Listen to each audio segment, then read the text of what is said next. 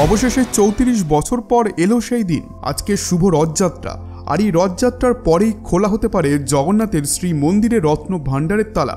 রত্ন ভাণ্ডারের ভেতরে কি আছে তা জানার জন্য বিগত কয়েক বছর ধরে অপেক্ষা করেছিল বিশ্ববাসী। লোকসভা ভোটের প্রচারে এই রত্ন ভাণ্ডার নিয়েই কথা বলেছিলেন প্রধানমন্ত্রী শ্রী নরেন্দ্র মোদী।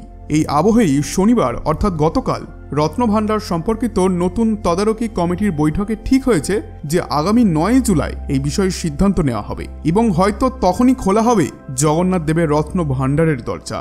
এই রত্ন ভাণ্ডারের ভেতরে কি রয়েছে এবং তার চাবি কোথায় রয়েছে সেই প্রশ্ন যখন পুরীর রাজা গজপতি মহারাজকে করা হয় তখন তিনি ঠিক কি বললেন এই ভিডিওতেই আমরা জানব। জগন্নাথ মন্দিরের রত্ন ভাণ্ডারের মেরামত ও দুর্মূল্য রত্নরাজি ঠিকঠাক আছে কিনা তা জানার জন্য বিজেপি সরকার একটি বিশেষ কমিটি গঠন করে এখানে ক্ষমতায় আসার পর। এই কমিটির মাথায় থাকা বিচারপতি বিশ্বনাথ রথ এদিন জানান যে ৯ জুলাই রত্ন ভাণ্ডার খোলা নিয়ে একটি বড়সড় সিদ্ধান্ত নেওয়া হবে। বিশ্বনাথ রথ এদিন স্পষ্টভাবে জানান যে রত্ন ভাণ্ডারের ডুপ্লিকেট চাবি বাইরের রত্ন ভাণ্ডারেই রয়েছে। শ্রী জগন্নাথ মন্দির কর্তৃপক্ষের মুখ্য প্রশাসক ৯ জুলাই উচ্চ পর্যায়ের কমিটির কাছে সেই চাবি তুলে দেবেন। তবে দীর্ঘদিন অব্যবহারে জীর্ণ তালা যদি চাবিতে না খোলে বা কোনো রকমভাবে যদি বাধা দেওয়ার চেষ্টা করা হয় তাহলে তালা ভেঙে দেওয়া হবে। এই বিষয়ে একটি কার্যাবলী প্রস্তুত করে তা সরকারের কাছে জমা দেওয়া হবে। বন্ধুরা, পুরীর এই রত্ন ভাণ্ডার নিয়ে নানা বিস্ময়কর বিশ্বাস রয়েছে। ভক্তদের বিশ্বাস যে পুরীর জগন্নাথ মন্দিরের রত্ন ভাণ্ডারে যা সম্পত্তি রয়েছে তা দেশ বিদেশের কোথাও নেই। মনে করা হয় পুরীর রত্ন ভাণ্ডারে এমন সব মণিমাণিক্য আছে যার দিকে তাকালেই চোখ ঝিলমিল করে ওঠে। নীলাচলবাসীর বিশ্বাস মহাপ্রভুর বিপুল ঐশ্বর্যর পাহারায় রয়েছে এক বিষধর সাপ। এখন এই রত্ন ভাণ্ডারের দরজা খুললেই সব রহস্য ফাঁস হবে। এদিন বৈঠকের শেষে বিশ্বনাথ রথজি সাংবাদিকের সামনে বলেন, রত্ন ভাণ্ডার খোলা, ডুপ্লিকেট চাবি এইগুলো নিয়ে সামগ্রিক কথাবার্তা হয়েছে। তালা ভাঙার বিষয় নিয়ে সরকারের অনুমতি চাওয়া হচ্ছে। দীর্ঘদিন সংস্কারের অভাবে রত্ন ভাণ্ডারের ভেতরে জল চুইয়ে পড়ছে, সুতরাং চটজলদি মেরামতের প্রয়োজন। আর সেই সব কাজের জন্য জগন্নাথ দেবের সমস্ত অলঙ্কারকে যদি অন্যত্র সরাতেও হয় তাহলেও সেই ব্যবস্থা করা হবে। সেই বিষয়ে সরকারেরও পরামর্শ ও অনুমোদন চাওয়া হবে। তিনি আরও জানান, রত্নাবলীর মূল্য নির্ধারণ ও কোনটি কোন ধাতু বা রত্ন তা চেনার কাজে সাহায্য করার জন্য একজন অনুভবী জহুরির সাহায্য নেওয়া হবে। তবে তার দৃঢ় বিশ্বাস উল্টো রথের আগেই রত্ন ভাণ্ডার খোলার চেষ্টা করা হবে। পুরী সার্কেলের এএসআই এর সুপার দিশিবাদ গড়নায়ক জানান, রত্ন ভাণ্ডারের গঠনগত অবস্থা খতিয়ে দেখবে ভারতের পুরাতত্ত্ব সর্বেক্ষণ। গত বছর বাইরের দেওয়ালে লেজার স্ক্যানিংয়ে বেশ কিছু ফাটল এবং জোর দেওয়া এলাকায় চিট ধরেছে বলে দেখা গিয়েছিল। এই ফাটলগুলি থেকে বৃষ্টির জল চুইয়ে ভেতরে পড়তে পারে। সব মিলিয়ে বহু প্রাচীন এই রত্ন ভাণ্ডারের অবস্থা একদমই ভালো নয়, জানিয়েছেন গড়নায়ক।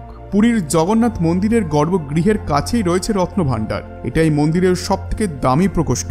যুগ যুগ ধরে এখানে জমা হয়ে রয়েছে জগন্নাথ দেব, বলভদ্র ও সুভদ্রাজির রত্নরাজি, হিরে, পান্না, চুনি, মুক্তখচিত স্বর্ণ এবং আরও না জানি কত নাম না জানা অলঙ্কার রয়েছে, যার কিছুর দাম ধরা যেতে পারে। আর অসংখ্য এমন গয়না আছে যেগুলি এখন দুষ্প্রাপ্য, মূল্যের নিক্তিতে যাকে ধরা যায় না।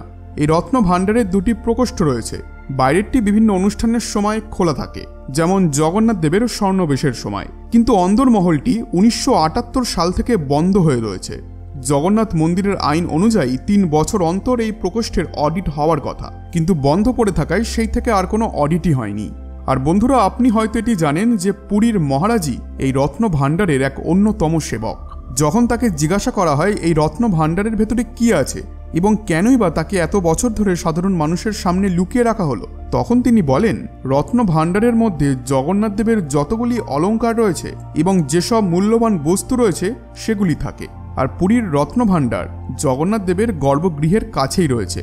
আর এর যে দুটি ভাগ রয়েছে, অর্থাৎ বাহির ভাণ্ডার এবং ভিতর ভাণ্ডার, তার মধ্যে বাহির ভাণ্ডারে ভগবান জগন্নাথ দেবের বিভিন্ন পর্বে বা অনুষ্ঠানে যেসব অলঙ্কার তাকে পরানো হয় সেগুলি ওটাতেই থাকে। এছাড়াও দৈনন্দিন যে অলঙ্কার তাদেরকে পরানো হয় সেটিও এই রত্ন ভাণ্ডারের ভেতরেই থাকে। কিন্তু ভেতরের রত্ন ভাণ্ডারে এর চেয়ে আরও মূল্যবান বস্তু এবং যেসব গয়না ব্যবহার হয় না বা সেগুলির আর দরকার পড়ে না ওইগুলি সেখানে থাকে। ভেতরের রত্ন ভাণ্ডারকে খুবই কম খোলা হয়, কিন্তু বিশেষ প্রয়োজনে বা কোনো রিপেয়ারিংয়ের কাজে বা কোনো জিনিসকে হঠাৎ করেই সেখান থেকে বের করার জন্য এই রত্ন ভাণ্ডার তখন খোলা হয়। আর না হলে মন্দিরের ইনভেন্টারির জন্য কিছু দরকার পড়লে সেখান থেকেই নেওয়া হয়। রঘুনাথ বেশ বা ভগবানের যা কিছু বেশ থাকুক না কেন সেগুলি রত্ন ভাণ্ডারের ভেতরেই থাকে। আর রঘুনাথ বেশের কিছু সামগ্রী ভেতর ভাণ্ডারে থাকে, আবার বাহির ভাণ্ডারেও থাকে। আর যখন প্রাচীনকালে গজপতি মহারাজ সৈন্য নিয়ে তার সাম্রাজ্যকে বিস্তারের জন্য বেরোতেন, তখন অন্যান্য দেশের রাজা মহারাজাদের পরাজিত করে তাদের সোনার মুকুট গজপতি মহারাজ জগন্নাথ দেবের পায়ে রেখে দিতেন, এবং এই সোনার মুকুটগুলি আজও এই রত্ন ভাণ্ডারেই রয়েছে।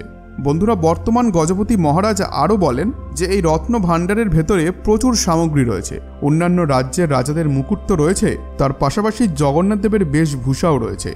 জগন্নাথ মন্দিরের মুখ্য পূজারী জনার্দন পাঠ যোশীজি বলেছেন যে আমাদের মন্দিরের এই রত্ন ভাণ্ডার পৃথিবীর সবথেকে রহস্যজনক একটি স্থান। স্বয়ং লোকনাথ মহাপ্রভু এই রত্ন ভাণ্ডারের দিশা দেখান।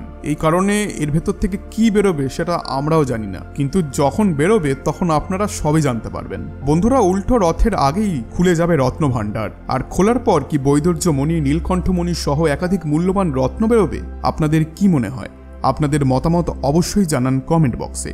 বন্ধুরা, আশা করছি আজকের এই ভিডিওটি আপনাদের ভালো লেগেছে। ভিডিওটি ভালো লেগে থাকলে ভিডিওটিতে একটি লাইক এবং চ্যানেলটিকে আজই সাবস্ক্রাইব করে রাখুন। ধন্যবাদ।